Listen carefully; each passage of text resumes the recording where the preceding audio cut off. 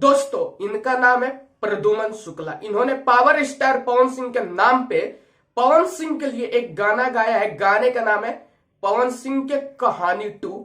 दोस्तों इस गाने को मात्र मैं एक बार सुना और ये गाना मुझे इतना बेहतरीन लगा कि इस गाने को मैं लगातार कंटिन्यू 10 बार सुना। दोस्तों एक एक चीज का जिक्र किया गया है। पवन सिंह इतने बड़े स्टार है, ट्रेंडिंग स्टार है, ये है वो है, रिकॉर्ड मशीन है, मतलब एक एक चीज का यूज किया गया है दोस्तों। और ये गाना वास्तव में बहुत ही ज्यादा जबरदस्त गाना है दोस्तों।